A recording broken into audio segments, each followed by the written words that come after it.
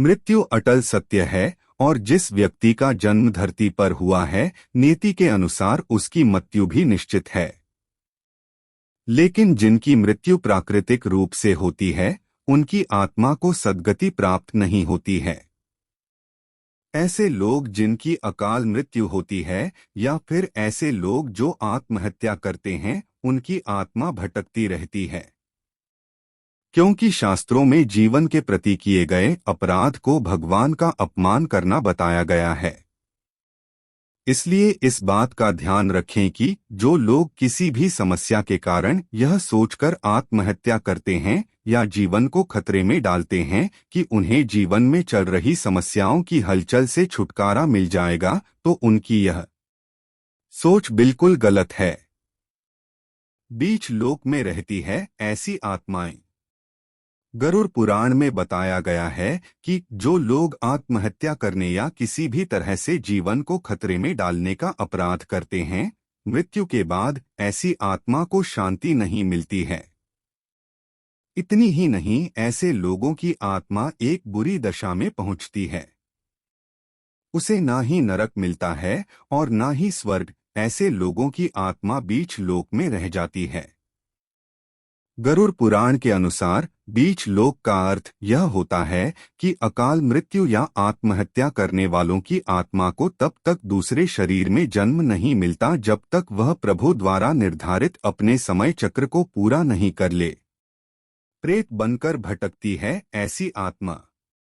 गरुड़ पुराण में यह भी कहा गया है कि जिनकी अकाल मृत्यु होती है, उनकी कई इच्छाएं अधूरी रह जाती है।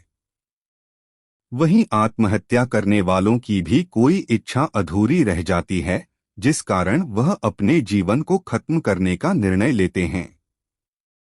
इन्हीं कारणों से ऐसे लोगों की आत्मा को न तो तुरंत मोक्ष मिलता है और न ही नया शरीर। ऐसी आत्मा भूत, प्रेत या पिशाच योनि के रूप में भटकती रहती है। गरुड़ पुराण में बताए गए हैं मोक्ष के मार्ग। अकाल मृत्यु या आत्महत्या से जिनकी मौत होती है, ऐसे लोगों की आत्मा के भटकाव को मुक्ति व मोक्ष दिलाने के लिए गरुड़ पुराण में कुछ उपायों के बारे में बताया गया है। इन उपायों को करने से मृतक की आत्मा को शांति मिलती है। गरुड़ पुराण के अनुसार मृतक के निमित्त तर्पण, दान, पुण्य, गीता का पाठ और पिंड दान करना चाहिए। इन कार्यों को लगभग 3 सालों तक जरूर करें। अगर मृतक की कोई इच्छा अधूरी रह गई तो उसे जरूर पूरी करें। इससे आत्मा को संतुष्टि मिल जाती है और वह नए शरीर को धारण करने में सक्षम हो जाती है। क्या करें मृत आत्मा की शांति के लिए? पितृ सदा रहते हैं आपके आसपास। मृत्यु के पश्चात हमारा और मृत आत्मा का संबंध विच्छेद केवल दैहिक स्तर पर होता है, आत्मिक स्तर पर नहीं। जिनकी अकाल मृत्यु होती है, उनकी आत्मा अपनी निर्धारित आयु तक भटकती रहती है। हमारे पूर्वजों को, पितरों को जब मृत्यु उपरांत भी शांति नहीं मिलती और वे इसी लोक में भटकते रहते हैं, तो हमें पितृदोष लगता है। शास्त्रों में कहा गया है कि पितृदोष के कुप्रभाव से बचने के लिए अशांत जीवन का उपाय श्राद्ध है तथा इससे बचने के लिए विभिन्न उपाय किए जाते हैं, जिनमें श्राद्ध, तर्पण व तीर्थ यात्राएं आदि तो हैं ही, साथ ही विभिन्न प्रकार की साधनाएं एवं प्रयोग किए जाते हैं, जिनके संपन्न करने से पितृदोष से मुक्ति मिलती है। श्राद्ध 12 प्रकार के होते हैं। हम मृत आत्मा की शांति तर्पण दान देकर उनका आशीर्वाद और कृपा प्राप्त कर सकते हैं। गरुड़ पुराण के अनुसार श्राद्ध कर्म से संतुष्ट होकर पितर हमें आयु, पुत्र, यश, वैभव, समृद्धि देते हैं। स्कंद पुराण के अनुसार श्राद्ध में पितरों की तृप्ति ब्राह्मणों के द्वारा ही होती है। श्राद्ध के पिंडों को गाय, कौवा अथवा अगरिया पानी में छोड़ दें। पितृदोष हो तो ग्रह एवं देवता भी काम नहीं करते तथा ऐसे जातक का जीवन शापित एवं अशांत हो जाता है। जो व्यक्ति माता पिता का वार्षिक श्राद्ध नहीं करता, उसे घोर नरक की प्राप्ति होती है और उसका जन्म शुक्र योनि में होता है। शास्त्रों में कहा गया है कि जिस व्यक्ति की मृत्यु दुर्घटना में विष से अथवा शस्त्र से हुई है, उनका श्राद्ध चतुर्दशी के दिन करना चाहिए। जिन व्यक्तियों को अपने माता पिता की मृत्यु तिथि ज्ञात नहीं है, ऐसे व्यक्ति को श्राद्ध पक्ष की अमावस्या को श्राद्ध कर्म संपन्न करना चाहिए। नवमी के दिन अपनी मृत माँ, दादी, परदादी इत्यादि का श्राद्ध करना चाहिए। जब मृत्यु के बाद मृत आत्माओं की इच्छाओं की पूर्ति नहीं होती तो उनकी आत्मा अप्रत्यक्ष रूप से प्रभाव दिखाती है, जिसके कारण अशुभ घटनाएं घटित होती हैं।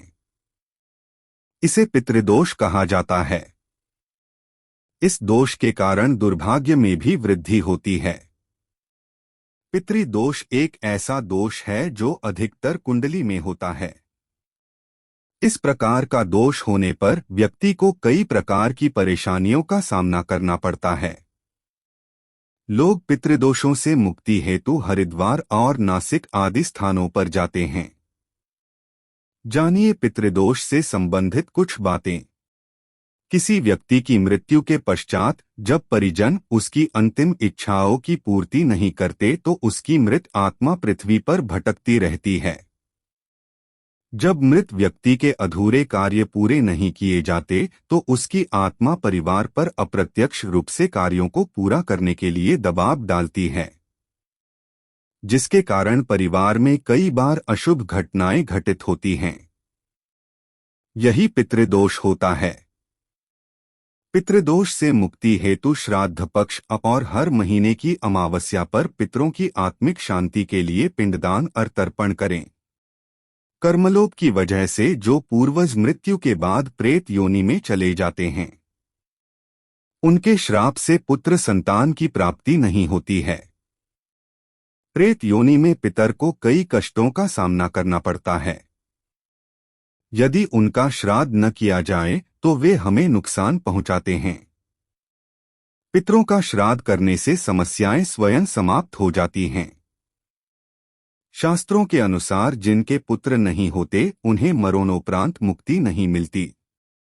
पुत्र द्वारा किए श्राद्ध कर्म से ही मृत व्यक्ति को पुत नामक नरक से मुक्ति मिलती है। इसलिए सभी लोग पुत्र प्राप्ति की इच्छा रखते हैं।